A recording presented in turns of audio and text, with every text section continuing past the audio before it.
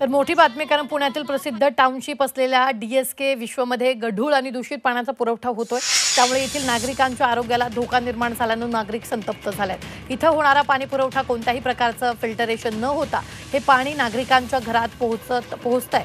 तर प्रशासन देखील येथील नागरिकांच्या समस्येकडे दुर्लक्ष करत असल्याचं नागरिकांनी यावेळी म्हटलेलं आहे।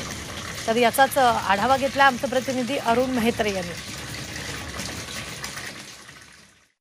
पुण्यामध्ये पूर आला होता, त्यावेळी अनेक घरांमध्ये पाणी शिरलं आणि हे पाणी अर्थातच गढूळ होतं, कारण ते थेट नदीचं पाणी होतं, पुराचं पाणी होतं।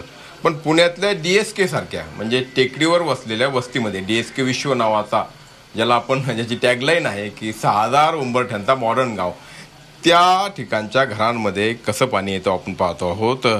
खरं तर नितळ पाणी असावं, स्वच्छ पाणी असावं, मात्र या पाण्याचा रंगच आपल्याला सांगतोय की हे पाणी काय गुणवत्तेचं आहे। 8-15 दिवस झालं गढूळ पाणी येतंय, पण आमच्या DSK विश्वमध्ये आतापर्यंत फिल्टर पाणी आम्हाला मिळालंच नाही। त्यामुळं आम्ही लहान मुलांना वगैरे उकळून पाणी देतोय। त्या अशा पाण्यामुळं खूप आजार होत आहेत। हे जर पाणी विकत घ्यायचं मग टॅक्स कशासाठी भरायचा आणि पाणी किती विकत घेणार आणि किती घेणार?